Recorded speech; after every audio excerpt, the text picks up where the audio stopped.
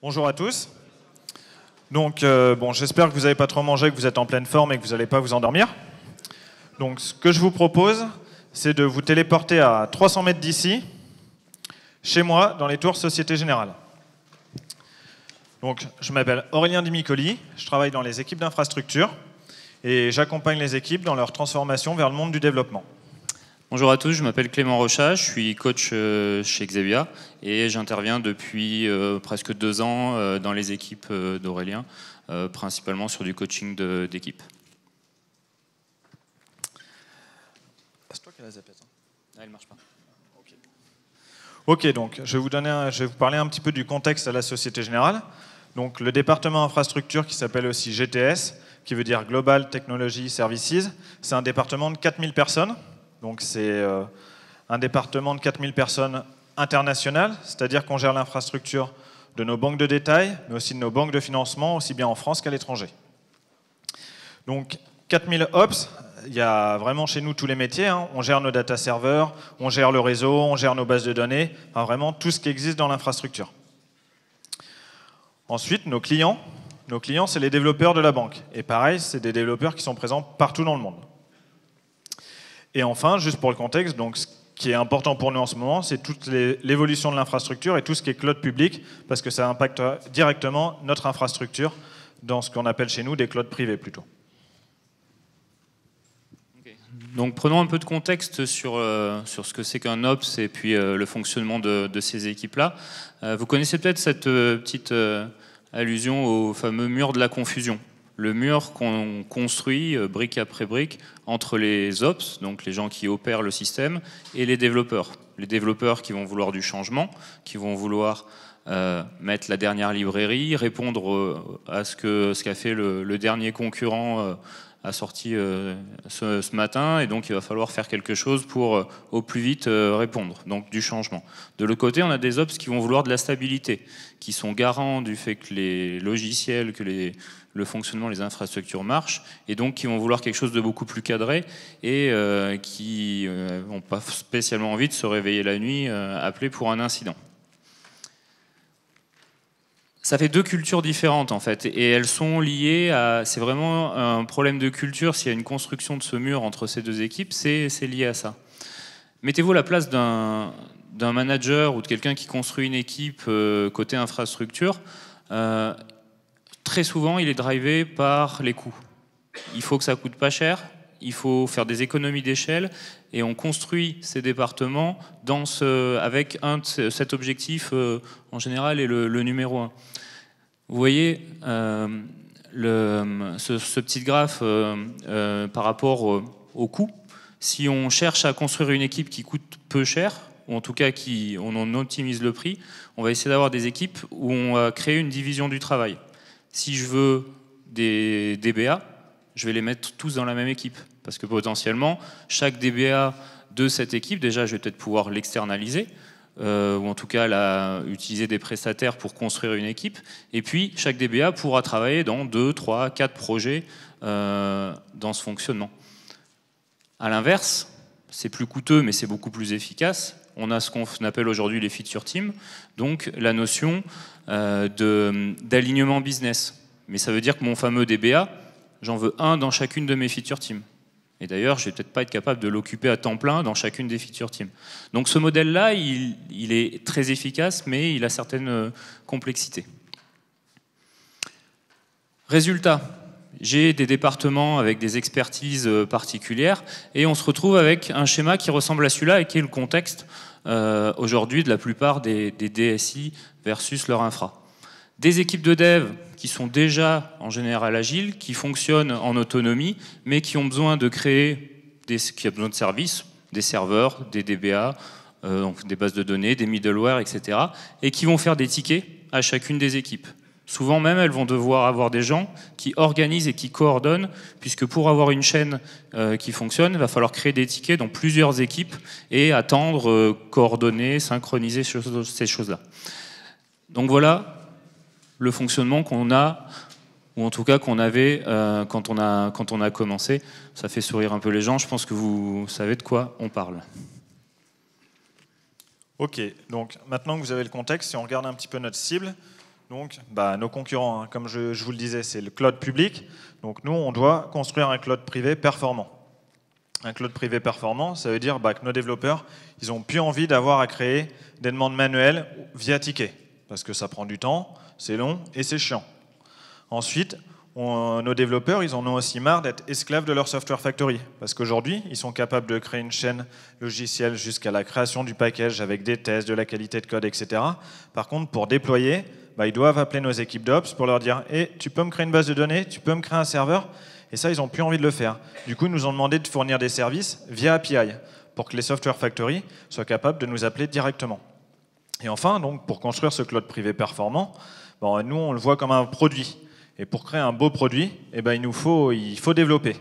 Et ce qu'on s'est dit, c'est que pour réussir à nos ambitions, il nous faudra à peu près 30% de dev dans nos équipes d'infra. Et du coup, je ne sais pas si vous vous rappelez, mais je vous ai dit qu'on avait 4000 ops chez nous dans notre département infrastructure. Du coup, je vous laisse faire le calcul. Mais 30% de 4000, ça veut dire beaucoup, beaucoup de développeurs. Donc là, maintenant que vous êtes téléporté à 300 mètres d'ici, dans les tours SG, je vous propose maintenant de faire cette fois-ci un retour en arrière en 2014, là où tout a commencé. Donc en 2014, on s'est dit, waouh, ce qui se fait à l'extérieur, ils ont raison, nos devs, c'est génial. Nous, il faut qu'on fasse au moins aussi bien, parce que sinon, on va disparaître. Et en plus, on a vraiment de la valeur ajoutée, on est expert sur nos domaines, il faut qu'on se transforme. Et du coup, on a réfléchi. On a beaucoup réfléchi avec nos architectes à plume. Moi, j'aime bien les appeler comme ça. Et du coup, on s'est dit, qu'est-ce qu'on va faire? Comment on va se transformer? Et du coup, on a imaginé notre roadmap infrastructure. On s'est dit, waouh, ouais, ça, c'est pas mal. On a vu viser très haut. On s'est dit, on va faire ça. Après, il fallait le faire. Et on s'est dit, pour le faire, on va aller voir dans nos équipes, les ops qu'on connaît et qui ont envie de le faire. Parce que ce qui est important, c'est d'embarquer des mecs qui ont envie, qui ont la volonté et qui ont aussi les compétences. Et puis, on en a identifié 4 ou 5 qui avaient envie de le faire, qui voulaient lancer ce projet avec nous. Et puis, on a revu avec nos architectes, tous ensemble, notre roadmap, notre super roadmap. Et là, on s'est dit qu'on avait peut-être été un peu trop ambitieux et qu'on allait se limiter à des objectifs simples.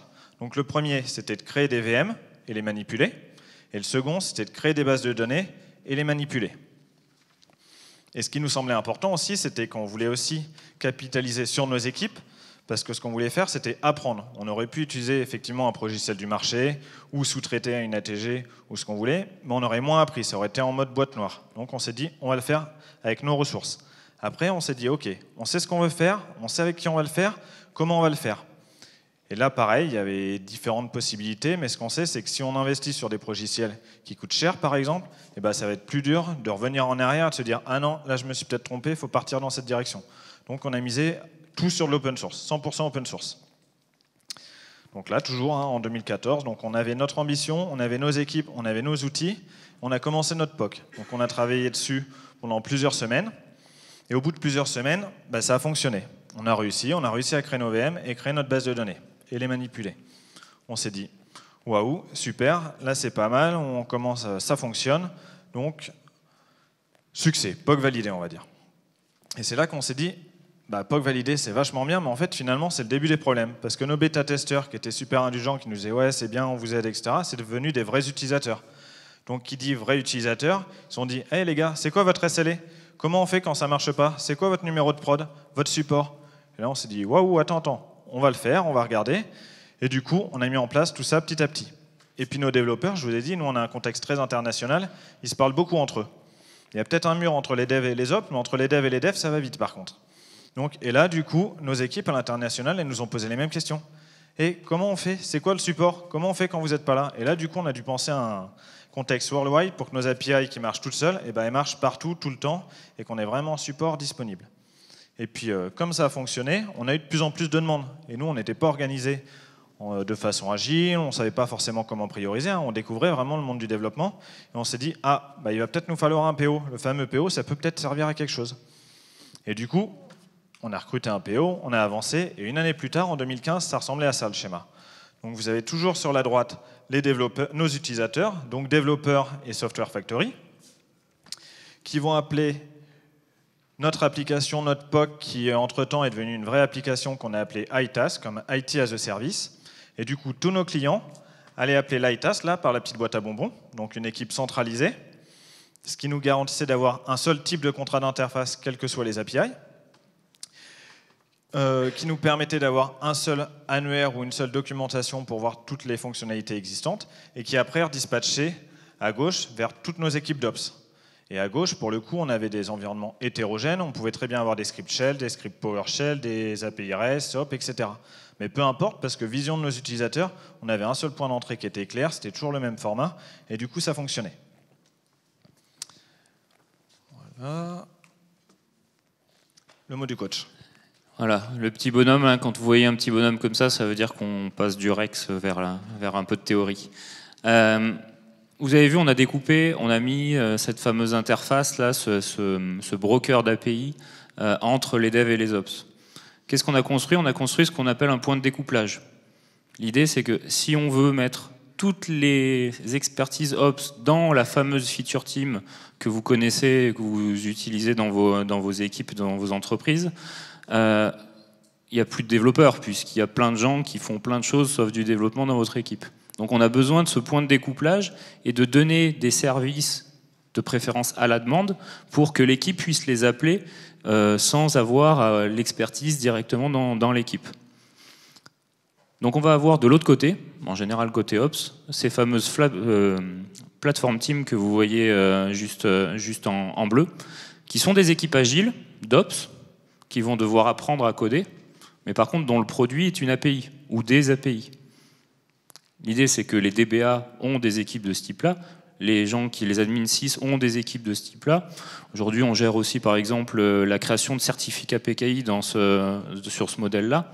Donc, on crée des produits d'API qui vont pouvoir être utilisables par les feature teams dans leur sprint. C'est-à-dire, comme il n'y a pas d'action côté des plateformes team dans le sprint et pas de dépendance, puisque le service il est on demand, les équipes peuvent avancer plus rapidement.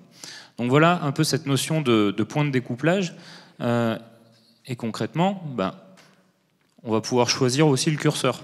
Soit on a des équipes qui donnent des serveurs, et puis après l'équipe feature team fait tout ce qu'elle veut avec ce serveur, mais ça veut dire qu'il lui faut les expertises pour pouvoir installer et brancher des middleware, ouvrir des routes, etc., du réseau. Soit on a des choses un peu plus complexes, un peu plus riches, on appelle ça du PaaS, donc avec des services un peu plus à plus forte valeur ajoutée que les équipes vont pouvoir utiliser.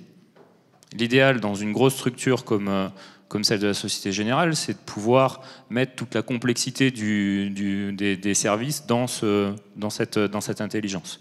Et puis de valider des standards, d'homogénéiser le SI, etc. Et si on continue à mettre des standards, finalement, on peut même proposer des logiciels, du software as a service, pour que les équipes puissent les utiliser directement. Ok. Du coup, retour à l'ASG, donc en 2016, donc une année plus tard encore, là on a construit énormément d'API, on avait une centaine d'API, on avait 300 clients. Quand je dis 300 clients, c'est 300 applications qui nous utilisent. Après, pour monter l'application qui est 5 développeurs ou 50, on ne fait pas forcément la distinction quand je vous annonce les 300. Notre équipe de développeurs aussi, elle a augmenté. Hein. À la base, vous vous rappelez, on avait 4-5 ops, là on a vraiment eu 15 devs. Donc il y en a qu'on a transformé, il y en a qu'on a recruté qui étaient des vrais développeurs qui nous ont aidés à monter en compétences. Et les nouveautés sur 2016, les principales, c'est qu'on a ouvert la production. Ouvert la production, ça veut dire quoi? C'est que dans le monde des ops, avant de donner les clés de sa prod aux développeurs, ça prend du temps.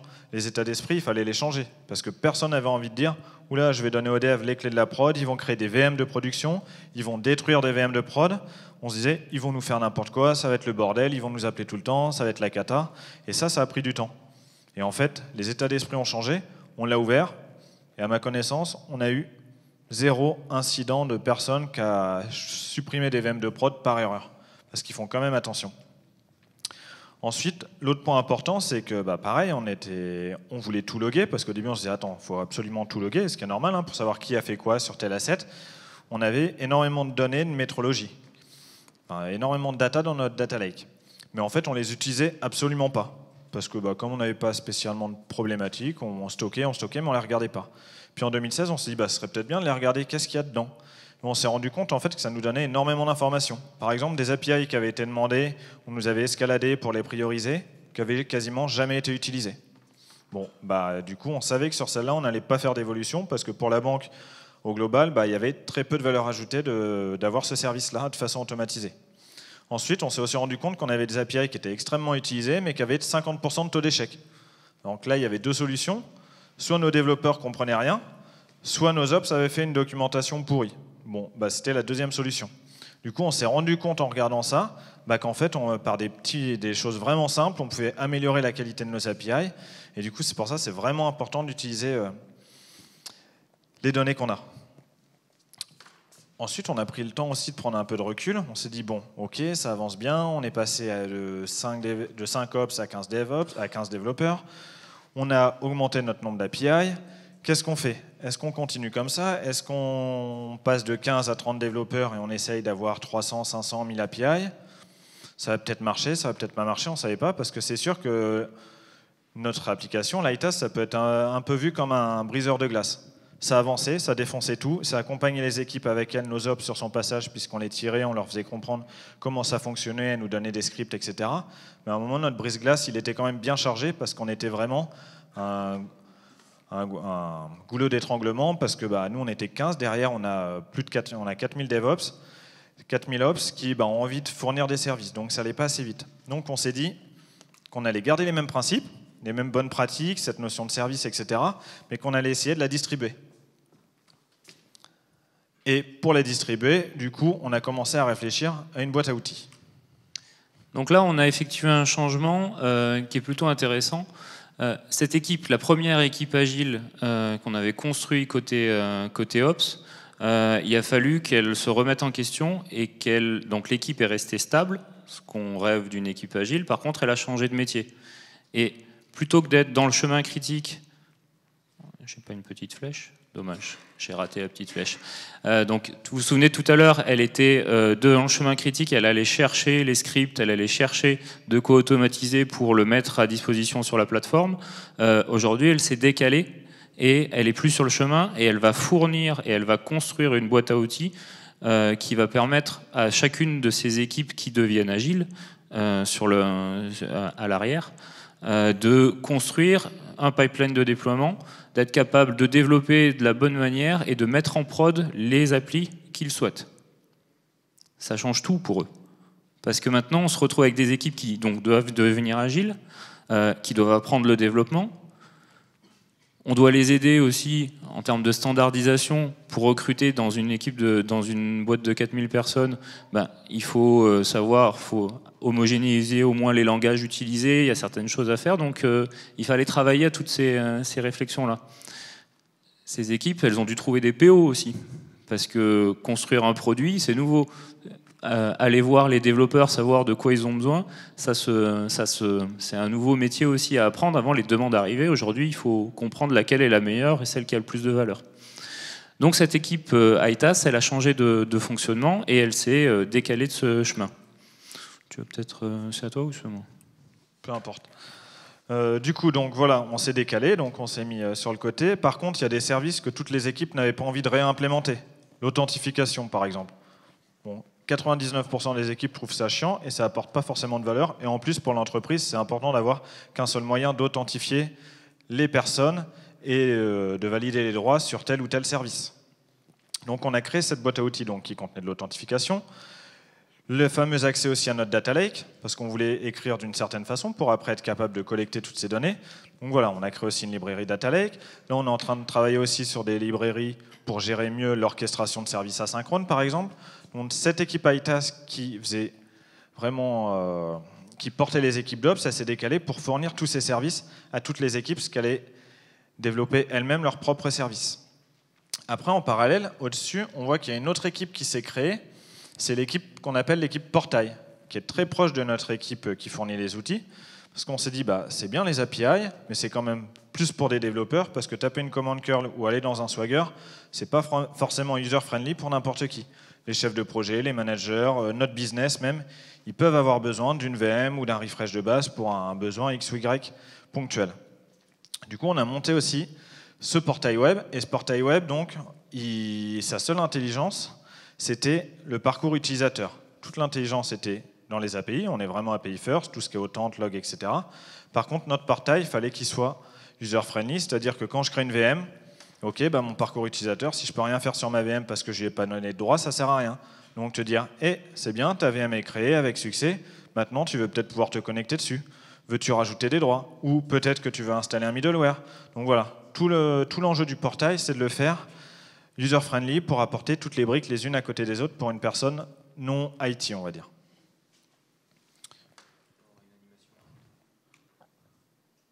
Ok. On se rend compte aussi que notre boîte à outils, petit à petit, elle a été adoptée par toutes les équipes, parce que comme je vous l'ai dit, elles n'ont pas envie de réinventer la roue. Et du coup, elles ont commencé à créer leurs propres API. De la même façon, ce qui est aussi intéressant, c'est qu'on voit donc que ce portail qu'on avait pensé pour nos utilisateurs, nous en IT, on va dire, en fait, tout le monde l'utilise, moi le premier, parce que des fois, quand je veux juste afficher la liste de mes VM, j'ai pas envie de faire un curl non plus et de faire un get pour voir mes VM, mais j'ai juste envie d'aller dans mon clicodrome, je vois les VM de mon équipe, je vois mon quota, je vois différents indicateurs, et c'est carrément plus sympa. Ça se passe. Pendant ce temps, l'organisation a regardé ce qui se passait, ce qui était en train de se construire et d'être appris, et elle s'est à peu près alignée sur cette réflexion-là. Et aujourd'hui, on a dans les découpages de l'organisation une partie IaaS et une partie PaaS, qui rentrent assez bien dans le dessin, vous le voyez.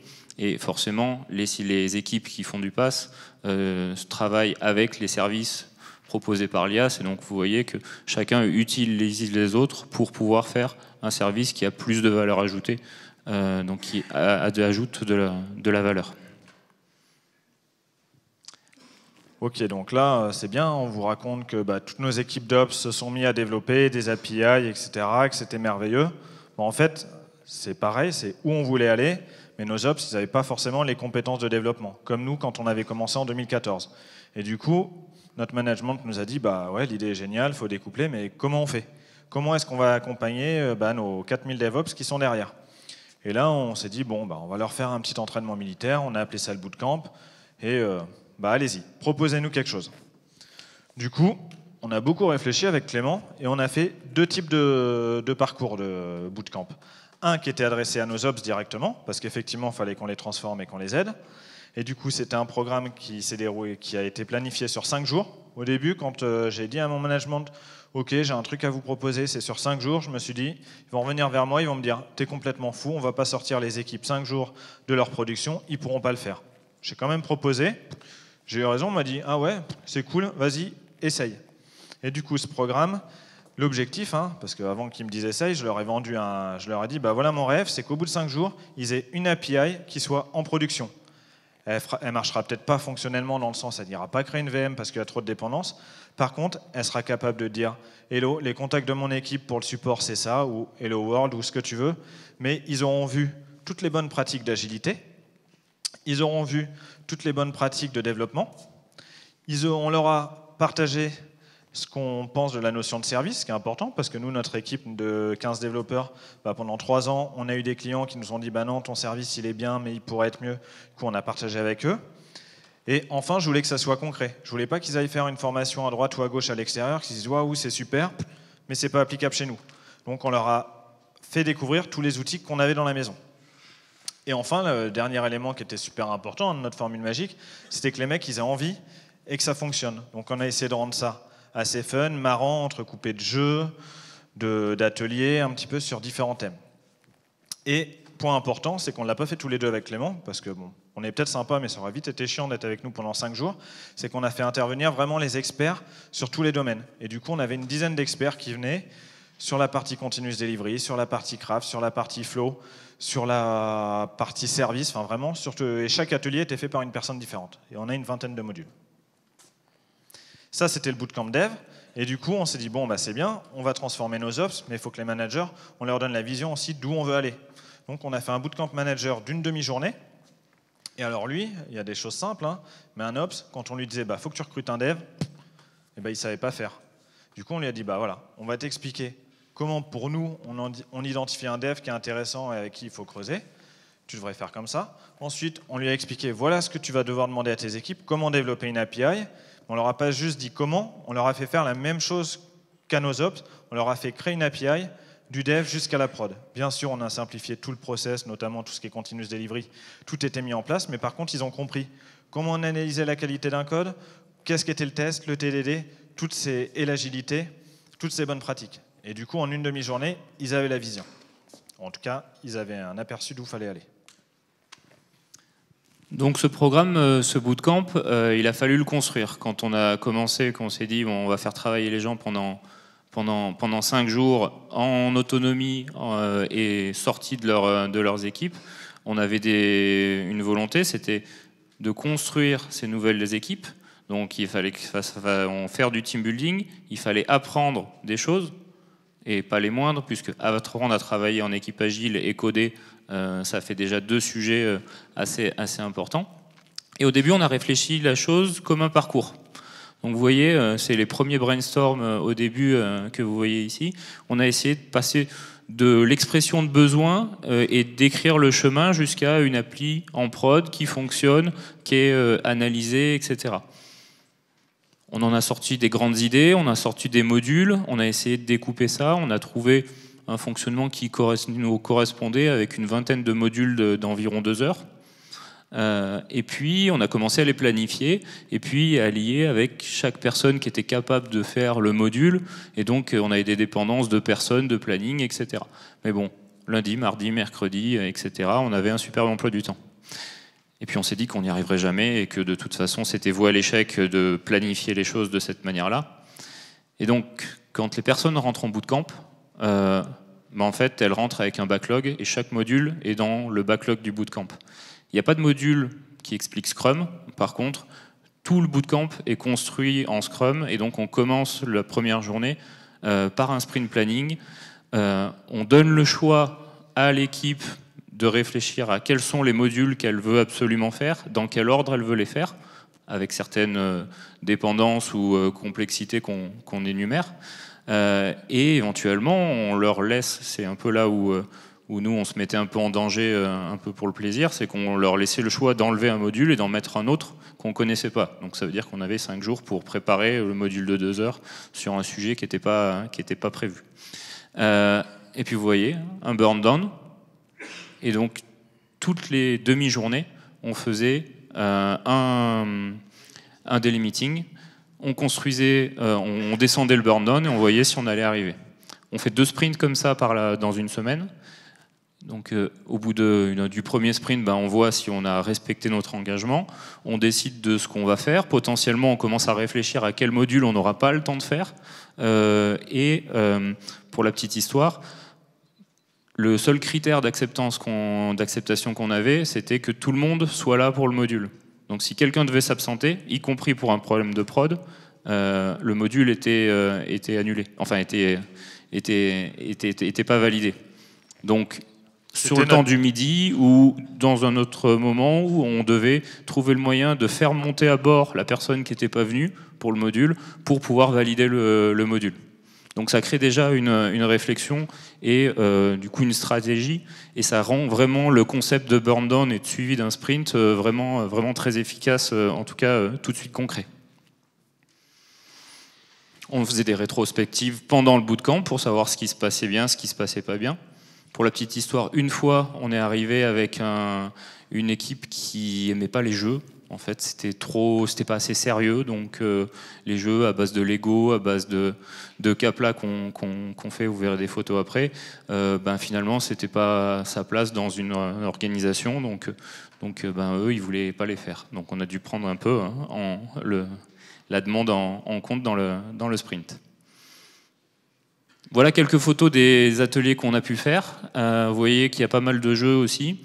Des Capla pour mettre en place une situation qui permet de comprendre le contexte du DevOps, et le Lego qui a été utilisé pour faire comprendre le TDD. C'est un jeu qui s'appelle TDD Lego, que vous pouvez trouver sur le net, qui permet de comprendre les concepts derrière le TDD avant de commencer à coder et de faire du TDD sur leurs ordinateurs, vous le voyez en bas.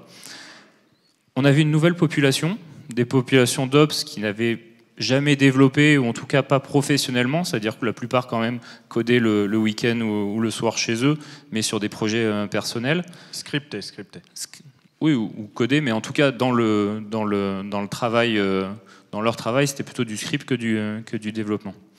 Du coup, j'ai perdu mon sujet. Oui, donc ces personnes qui apprennent pour la première fois, qui entendent parler de TDD en général, le fait de manipuler les concepts par un jeu leur permet de vraiment comprendre, sans avoir encore l'expérience et la technique pour faire, de comprendre les concepts. Ce qui fait que dans la deuxième partie, dans le deuxième module, où là ils vont commencer à coder, à faire du TDD sur leurs ordinateurs, ben, finalement ils ont déjà digéré un peu les concepts, et donc ça facilite grandement l'apprentissage sur ces techniques. Ok, donc ça c'est quelques chiffres. Hein. Après 7 mois de bootcamp, donc on en a fait une quinzaine. Ça représentait 200 bootcampés worldwide, parce que pour le coup, on a fait l'Asie, la mer et la France pour accompagner nos équipes. Et ce qui est assez marrant là dans la petite histoire, c'est que la première fois qu'on a pensé le bootcamp, qu'on en a parlé, est-ce que vous savez combien de personnes ont voulu participer sur une... on n'a peut-être pas sollicité 4000 personnes, mais sur 500 personnes, on va dire. À votre avis? 500? 2? On en a eu 30 la première fois, avant de commencer. On a dit qui veut le faire? 30. On se disait c'est bien, nous, il faut qu'on bloque 5 jours, on fait des sessions de 10 personnes maximum. 30 c'est bien, on va en faire une par mois à peu près, c'est nickel. On a fait le premier, les feedbacks, ça a été 100% de feedback positif. On a aimé, on a kiffé, c'était super, tout ce que vous voulez. Et on recommande à nos équipes. Du coup, on s'est dit on va réévaluer un petit peu. Combien ils sont après sur le deuxième tour de table? Ils étaient 250. Et là, on s'est regardé avec Clément, on a fait waouh, on va y passer notre vie. Parce que pour former 250 personnes, ça faisait 25 groupes fois 5 jours, ça faisait beaucoup. Et c'est sympa de faire des Lego, du Kaplar, mais même pour nous, en faire toute l'année, c'est compliqué. Donc voilà, et après je vous explique comment on a rebondi, ou Clément vous expliquera comment on a rebondi. Mais en tout cas, ce qui est intéressant, c'est que du coup, il y a eu un engouement énorme. Parce qu'au début, les Ops, quand on leur disait, vous allez développer, en début 2017, ils disaient, ouais, nous, notre taf, c'est pas développer. Si tu veux développer, recrute un dev. Hein. Nous, on s'en tape. Et du coup, les mentalités, les états d'esprit ont vraiment changé. Après, donc, l'autre point important, c'est qu'une fois qu'on les a balancés dans la piscine, là, dans le bootcamp pendant 5 jours, quand ils repartent, on leur dit pas, salut, hein, à dans 3 semaines, ton sprint avec 3 API en prod. Parce que, en fait, je pensais, moi le premier, que ça allait être magique, que ça allait marcher comme ça, qu'ils allaient me livrer des API toutes les 2 semaines. Mais en fait, il y a aussi une culture, il faut qu'ils changent leur façon de faire, parce que quand ils reviennent, leur prod, elle leur revient de plein fouet. Et du coup, il faut la maintenir. Donc le management, il a aussi dû s'adapter, libérer du temps aux équipes, recruter, enfin voilà, il fallait que ça évolue. Et puis en plus, ils ne sont pas pour autant développeurs, parce qu'on leur a appris vraiment les bases de chaque chose, mais il fallait continuer de les accompagner. C'est pour ça qu'on a des coachs agiles comme Clément, qui continuent de les accompagner toute l'année, des coachs craft aussi, qui les accompagnent toute l'année, à peu près 2 heures par semaine. Et moi le premier, dans mon équipe, on est là depuis 2014-2015, et Clément et Thomas, qui est notre coach craft, ils nous accompagnent toutes les semaines ou toutes les 2 semaines, 1 ou 2 heures en fonction des besoins. Donc ça, c'est important. Du coup, c'était merveilleux le bootcamp, mais on n'y arrivait pas. En tout cas, on a réussi parce qu'au début, on a planifié pour 7 mois, on a réservé toutes les salles, ça s'est plutôt bien passé, mais on s'est vite rendu compte que déjà, on n'était pas très bon pour planifier, même si tu nous as sauvés pas mal de fois. Et puis, c'était pas notre boulot, il y avait d'autres choses à faire pour nous. On a un peu changé notre fusil d'épaule et on a transformé le bootcamp qui va devenir, là, dans les prochaines semaines, un passeport. Un passeport avec différents modules que vous voyez ici. On a un peu grossi les modules. C'est des modules qui durent une demi-journée. Qu'une nouvelle équipe qui commence, donc qui va démarrer ces équipes agiles, va devoir passer. Donc ils auront un tampon à chaque fois qu'ils passent le module et ils auront ce qu'on appelle une licence to continuous delivery.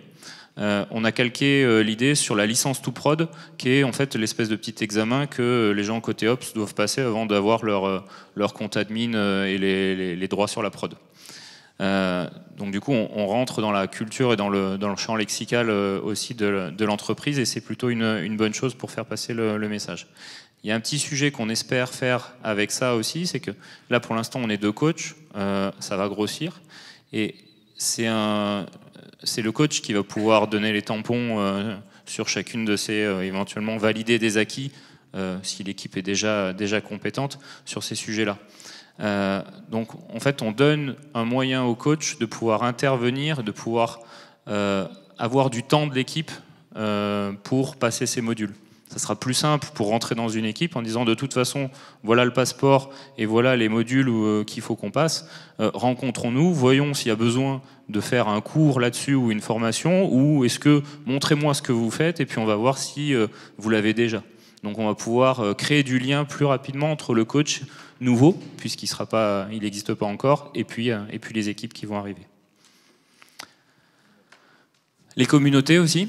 Donc on a construit les APID, c'est une demi-journée de conférences, d'échanges, d'open space entre les développeurs côté Ops. Et donc on a essayé de s'en rendre ça un peu fun. Vous voyez les affiches qu'on produit pour l'événement.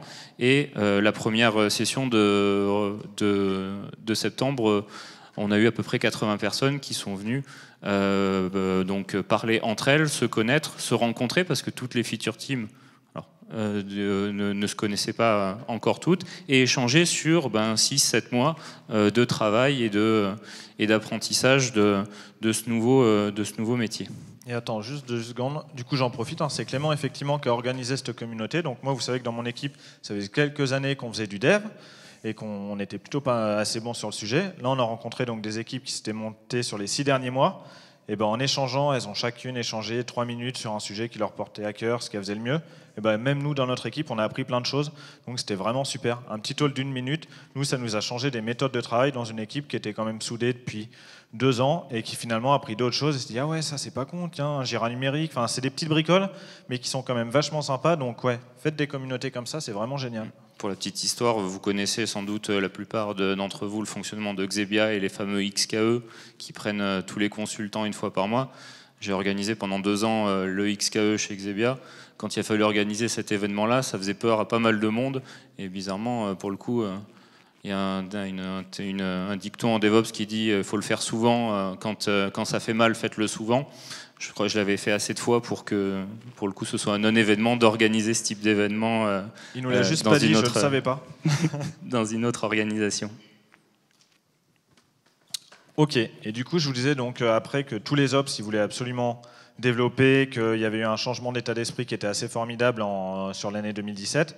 Et ce qui a été aussi intéressant, je ne sais pas si vous savez ou si vous vous rappelez, mais l'été dernier, l'ASG a organisé une semaine qui s'appelait la Tech Week pour parler de différents sujets tels que le big data, le cloud, des sujets assez innovants sur les différentes technologies. Et la personne qui a clôturé cet événement, c'était notre PDG, Frédéric Oudéa.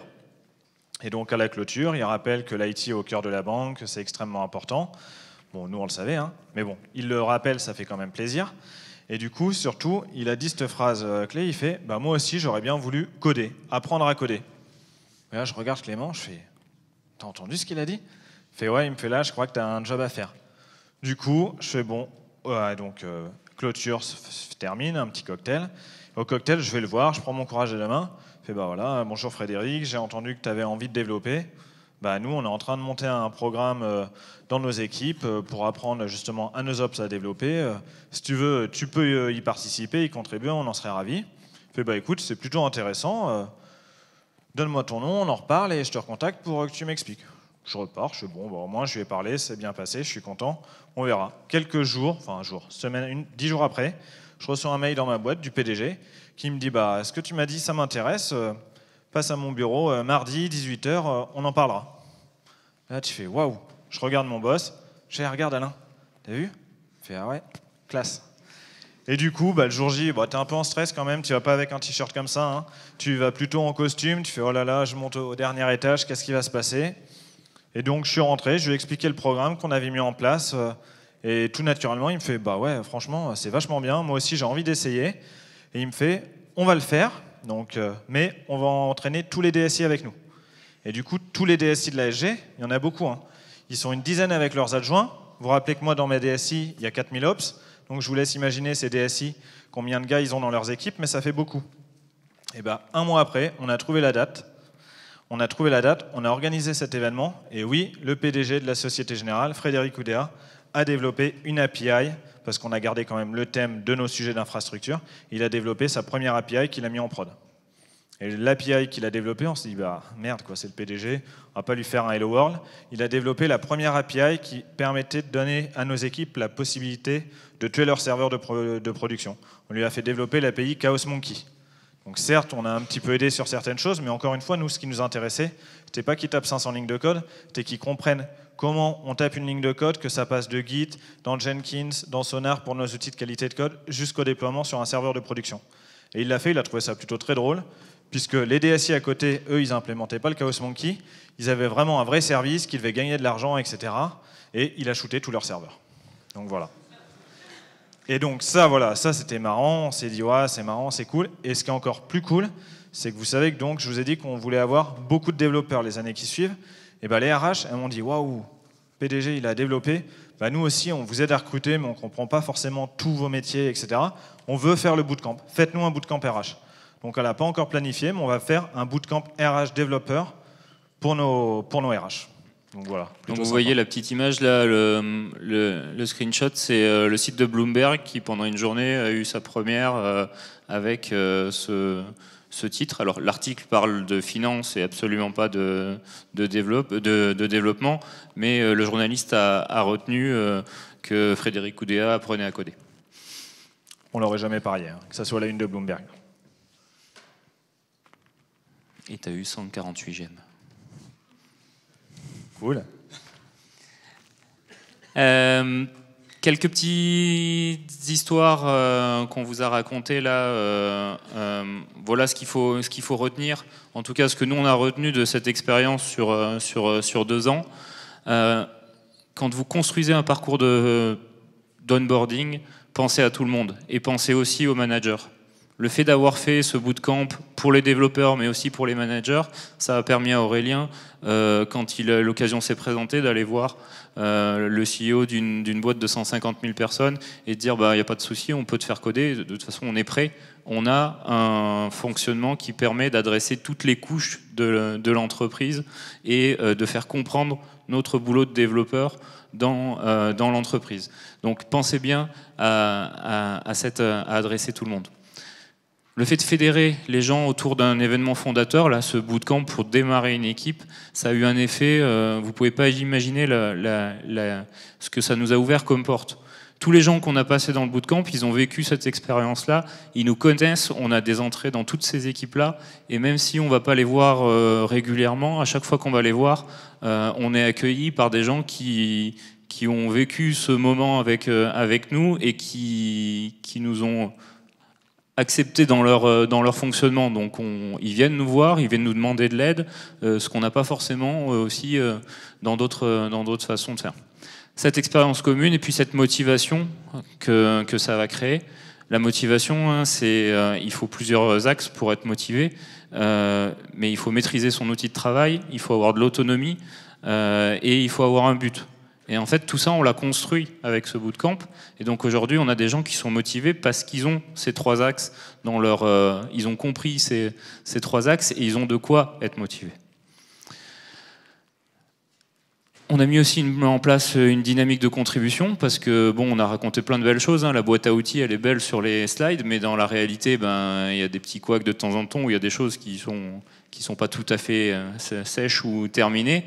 Et ben aujourd'hui, il y a des équipes qui ont besoin d'une des librairies du framework plus rapidement que d'autres. En général, aujourd'hui, elles arrivent à le coder et puis à le contribuer sur le projet de la boîte à outils. Donc on commence à avoir des pull requests entre équipes et des choses et des gens qui échangent et qui apprennent aussi le développement ensemble et en même temps. Et puis ça, tu veux peut-être en parler, mais aujourd'hui, ces équipes autonomes, ces équipes agiles, elles gèrent leur recrutement et elles disent de qui elles ont besoin, et puis elles les recrutent, étant le meilleur exemple. C'est ça, mon vote, il vaut autant de points que le stagiaire qui est arrivé dans l'équipe qui dit « bah non, j'ai pas aimé ce profil ». Donc s'il y a deux pour, 1 contre et que c'est moi, bah, on les suit, c'est eux qui ont choisi de travailler avec cette personne. Et en général, de toute façon, on est plutôt tous en face parce qu'on est tous câblés pareil, on s'est tous recrutés ensemble. Et du coup, ça pose pas trop de soucis, mais en tout cas, ils sont contents de ne pas apprendre. En fait, lundi, tu as un nouveau qui arrive, j'ai oublié de te le dire, bah, c'est soit ton stagiaire, soit le nouveau tech lead, ou soit le nouvel ops qui va bosser avec toi, ou dev. Et on a terminé. Je ne sais pas si on a du temps pour les questions. On n'a pas de temps pour les questions. On reste là, donc n'hésitez pas à venir nous parler si vous avez des questions ou si vous voulez discuter avec nous. Merci à tous. Merci.